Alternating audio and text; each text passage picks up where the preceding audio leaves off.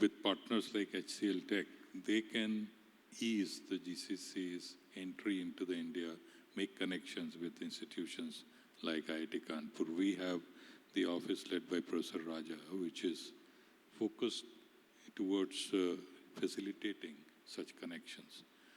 And the starting point to any of such activities needs to be an articulation of what a GCC would like to get done, and also an articulation from our side about what our strengths are. And then there can be a match led by internally by Professor Raja's office and with intermediaries like HCL Tech. And I see there's a list of ecosystem partners on the wall behind us, and there are a lot of startups who are exhibiting in the hall outside. So can you talk a little bit about if a GCC were to come into the country to set up shop and they got in touch with you, would you immediately introduce them to some of these partners who are here with us today, and maybe talk a little bit about what's happening with many of these startups and how you're acting as an incubator? So just like many institutions in the country, we have a very strong incubator on campus where a number of our faculty and students, and beyond that, alumni and many others have come and nucleated a startup, leveraging the expertise and facilities that we have available on campus. And these startups, number of them are doing very interesting work in the tech space. And for a GCC, there could be an immediate match as to what their requirements are and what some of these startups are providing. So that can be an immediate source of connect, and some of these startups are displaying their products outside, so that I would think all of us should go and check it out. Going beyond, the startups also working with the institute at times provide that final journey of taking an technology to a deployment stage. So that academic institutions are not very good at creating a deployable solution. We can bring the technology on the table, we can bring the ideas on the table, but that transforming it to a deployable solution is where startups can play a very important role. Fantastic.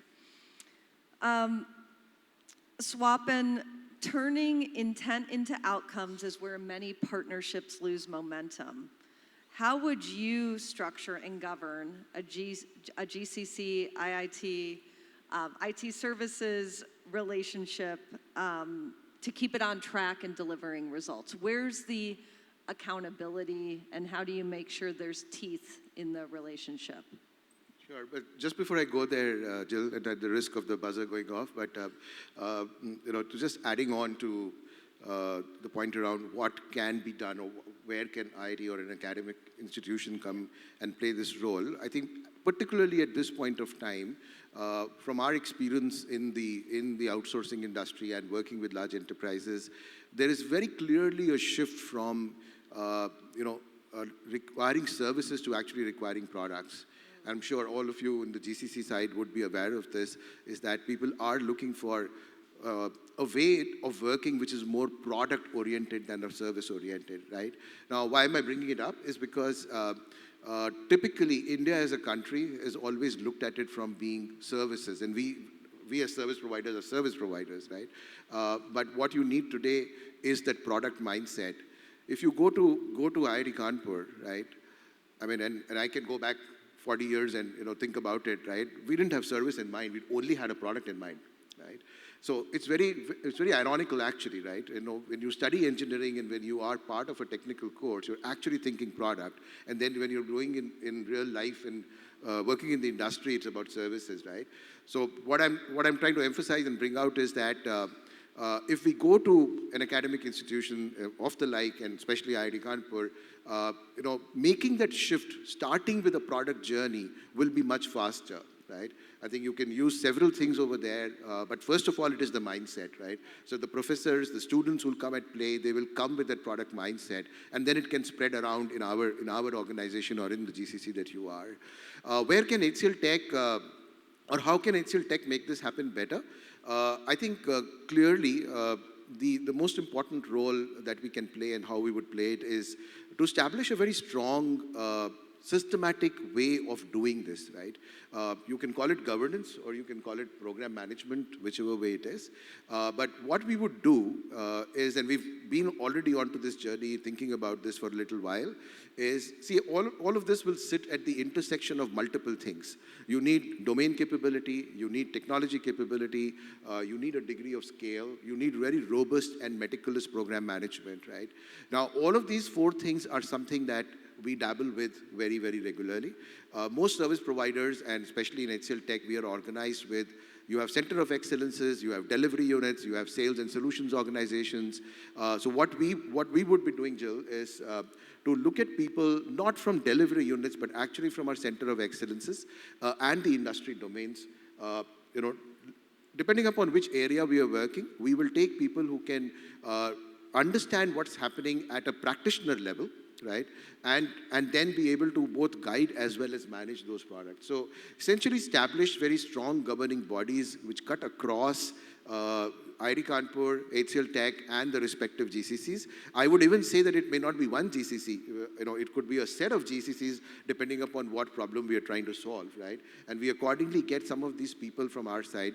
We've already done some nominations. We would place them you know, in front and say that here is the bunch of people who will work on this. We actually run strategic advisory services and consulting services for our customers. We don't come out like a, you know, like the Big Four do, because that's not our business. But we actually provide that to our customers. Some of these people will step into these roles and work with everybody else to make this happen. Does that make sense? It makes a lot of sense, and it plays back to one of the key themes from last week at the AI Impact Summit. There's a huge push on this, on Made in India, and what are companies around India doing to ensure that there is IP created here, more of a focus on products, more of a focus on sovereignty, and allowing companies who are based here to not be reliant on enterprise systems that are produced in other countries, mainly in one zip code in the US, in Silicon Valley. So I think it's really important to talk about this focus, this growing, I guess, segue into not just services, but products, and what our CEO, CVK, talks about, solutions, which is a combination of service plus products. And our HCL Tech's aspiration is to be the world's best AI solutions provider. And that takes the work of companies that are on the screen behind me, out in the hallway, this coming together of new innovations. You care about helping them get on the map. We also care about knowing what is happening around product development, because you never know when the next innovation is going to pop up that could be a nice tuck-in to what we're already doing. So I think it's really important to talk about product and solution beyond just services. And also government, we didn't mention. We're talking about the collaboration between three entities, but we didn't talk about government. And that is something that was a huge focus of last week. How can the government make it easier to do business here, offer more incentives? And we talked about that a little bit. I mean, there are some good things that came out of last week and some interesting announcements. But there's probably still more to do. And so thank you, Swapan. Those are great points. Anything to add on this? I just want to say that the whole India journey, if I may call it, has entered a very exciting phase now. The amount of energy that was there at the AI Summit is just an indication of the spirit of our young innovators in the country and the ambition that they have to become world leaders in various domains. And the job of government and institutions like IIT Kanpur is to just ensure that this spirit is strengthened, and we make sure that all of these young, bright kids achieve what they want, what they have set out to. Love that. I think that's a great note to end on. And congratulations once again on your journey. And I know you're thinking about continuing some of the great IIT work into possibly the US, UK, Germany. There's lots of plans on the horizon, but for now, India is such a huge focus. We appreciate the partnership, and Swapan, thank you so much for attending today. I wish you all the best of luck throughout the day and in your careers. Thank you. Thank you. you. Thank you, Thank you. thank you, everyone. Thank you so much. That was wonderfully done. And I would request all of you to stay on the dais for a bit before we move forward to the next segment. Just hold on.